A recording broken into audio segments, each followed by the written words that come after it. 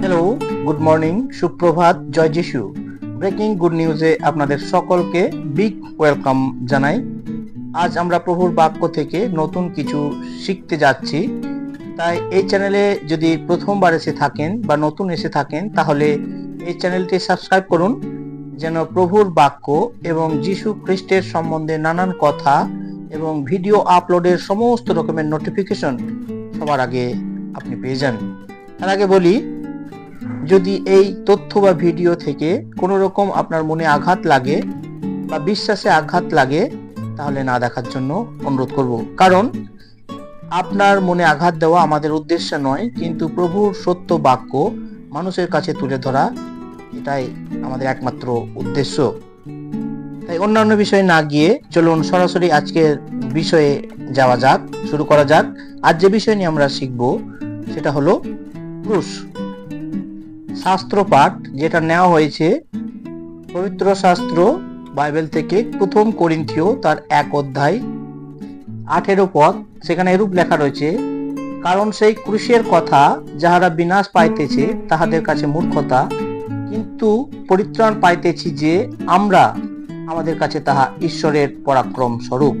সুসমাচারের সব থেকে গুরুত্বপূর্ণ অংশ হলো এই ক্রুশ, বা একজন খ্রিস্টীয় জীবনে গুরুত্বপূর্ণ অংশ হলো এই ক্রুশ। অথচ এই ক্রুশকে ঘিরে যেন একটি অজানা তথ্যের কুয়াশা রয়েছে।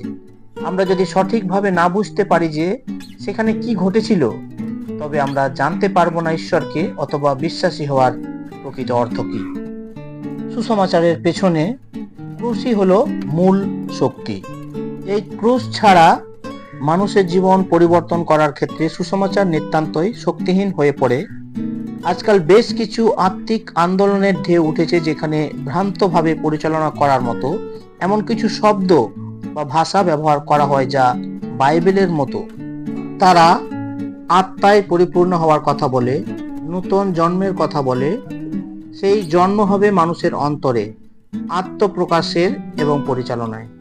এই সমস্ত ভাষায় রীতিগুলি প্রকৃত পক্ষে বাইবেলের সংক্রান্ত শব্দ সমষ্টি, এবং এটি বিপজ্জনক হয়ে উঠতে পারে তখনই যখন খ্রিস্ট বিশ্বাসীরা এই নূতন তথাকথিত আধ্যাত্মিক আন্দোলনে সামিল হওয়ার ভয়ে এই কথাগুলো বা শব্দগুলো ব্যবহার করা বন্ধ করে দেয়। ঈশ্বর সুসমাচারের মধ্যে দিয়ে যা কিছু আমাদেরকে দিয়েছেন, আমরা যেন সেগুলো থেকে পিছিয়ে আসি, এটাই হলো শয়তানের পরিকল্পনা। শয়তান আমাদেরকে থামিয়ে দিতে চায়। সে এটা করে ওই সমস্ত বাইবেল বহির্ভূত আন্দোলনগুলোর মধ্যে দিয়ে। এই সমস্ত আন্দোলনগুলো বাইবেলের সংক্রান্ত ভাষারীতিগুলো চুরি করে অন্য অর্থ প্রদান করে। কিন্তু আমরা এই সমস্ত সত্য কথা বলার থেকে কখনো বিরত থাকবো না। অন্যদিকে সুসমাচারের যে পূর্ণতা রয়েছে তা আমাদেরকে আরো জোর দিয়ে অবশ্যই প্রচার করতে হবে। গুপ্তবিদ্যার আন্দোলনগুলো যদি আরোগ্যতা সম্বন্ধে প্রচার করে, তাহলে আমাদের আরোগ্যতা সম্বন্ধে আরো বেশি করে প্রচার করা উচিত। কারণ যিশুর ক্ষত সকল দ্বারা প্রকৃত পক্ষে আরোগ্যতা পায়। সুতরাং এখন ভয় পেয়ে পিছনে সরে যাওয়ার সময় নয়, আমাদের আরো সাহসপূর্বক প্রচার করা উচিত। এই সমস্ত আধ্যাত্মিক আন্দোলনগুলো খ্রিস্টের ক্রুশকে অবজ্ঞা করছে। তারা রক্তের বিষয়ে দাঁড়িয়ে শুনতে পারে না, বরং উদ্ধার সম্পর্কেও বোঝে না। সমস্ত মিথ্যা ধর্মগুলো যিশুর ক্ষত সকল এবং রক্ত দ্বারা পরাজিত, এবং তারা ক্রমাগত এই সত্যের বিরুদ্ধে আক্রমণ চালিয়ে যায়। যিশু রক্ত, ক্রুশ ও তার মৃত্যুর মধ্যে দিয়ে শয়তানের উপর জয়লাভ হয়েছে, তাতে আশ্চর্য হওয়ার মতো কিছু নেই। শয়তান মরিয়া হয়ে এটাকে আক্রমণ করার চেষ্টা করে, কারণ এই রক্তের অস্ত্রের দ্বারাই তাকে পরাজিত করা হয়েছে। সুতরাং সে সব সময় সেই সব রক্তহীন ধর্ম এবং দর্শন প্রতিষ্ঠা করতে চায়, যেগুলো কালভারির মুক্তির কার্যের পরিবর্তে তথাকথিত গভীর পুঁথিগত জ্ঞানের উপর প্রতিষ্ঠিত। তাই প্রেরিত পৌল বলেছেন, কারণ খ্রিস্ট আমাকে বাপ্তাজিত করিবার নিমিত্ত প্রেরণ করেন নাই, কিন্তু সুসমাচার প্রচার করিবার নিমিত্ত। তাহা জ্ঞানের বাক্য নয়, যেন খ্রিস্টের ক্রুশ বিফল না হয়। কারণ সেই ক্রুশের কথা যাহারা বিনাশ পাইতেছে তাহাদের কাছে মূর্খতা, কিন্তু পরিত্রাণ পাইতেছি যে আমরা, আমাদের কাছে তাহা ঈশ্বরের পরাক্রম স্বরূপ। যিশু মৃত্যুবরণ করতে এসেছিলেন। যিশু মৃত্যুবরণ করতে এসেছিলেন। শয়তানের কাছে ক্রুশের বাণী বোকামি মাত্র, কিন্তু আমাদের কাছে সেটা ঈশ্বরের পরাক্রম, যা পরিত্রাণের পথে চালনা করে।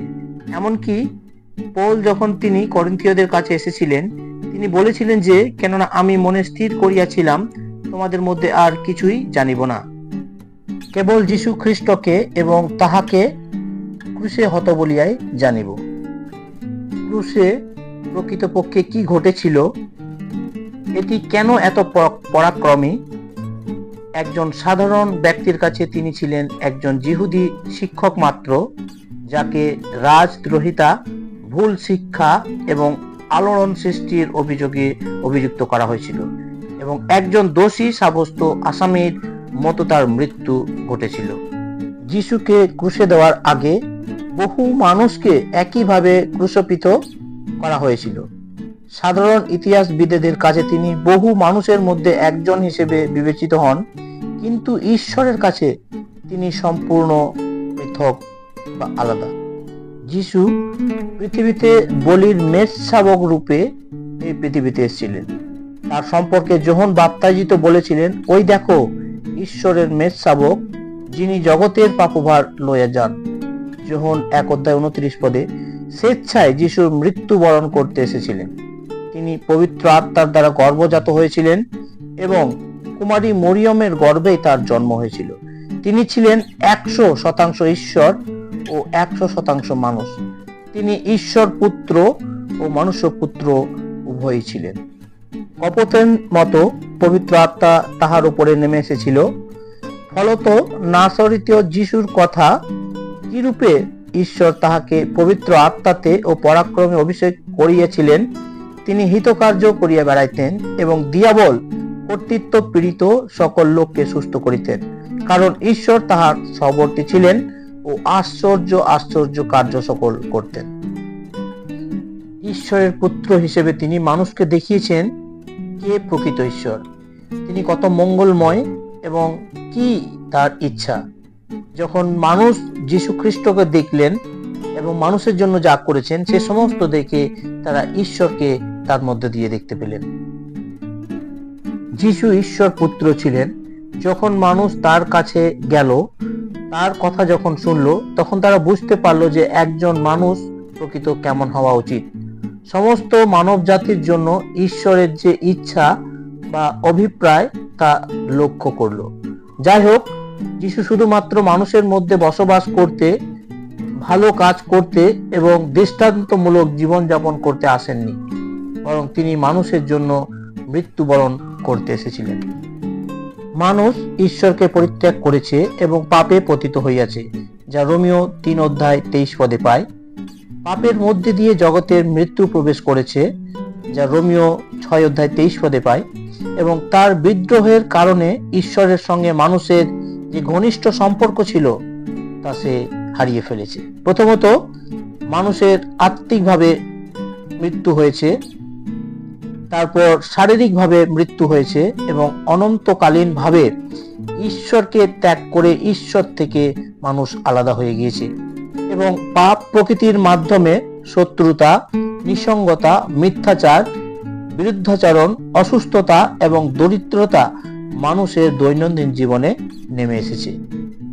মানুষের বিবেক তাকে দংশন করে যে সে ঈশ্বরের সান্নিধ্যে নির্দোষ নয়, এবং অপরাধ বোধ, ভয় এবং উৎকণ্ঠা মানুষের দৈনন্দিন জীবনে আহারে পরিণত হয়।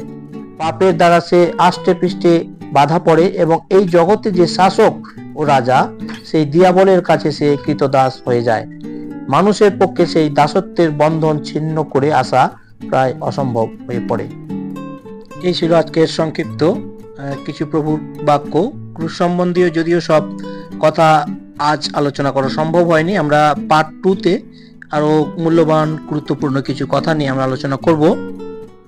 আজকের এই বাক্য যদি আপনার ভালো লেগে থাকে এবং আপনি যদি খ্রিস্ট বিশ্বাসী হন, তাহলে অবশ্যই এই প্রভুর বাক্যটি শেয়ার করে দেবেন, যেন অন্য এক ভাই এই প্রভুর বাক্যগুলো জানতে পারেন, শিখতে পারেন। ঈশ্বর আপনাদের সহবর্তী হোক। ঈশ্বর আপনাদের সকলকে আশীর্বাদ করুক। সকলকে জয় যিশু।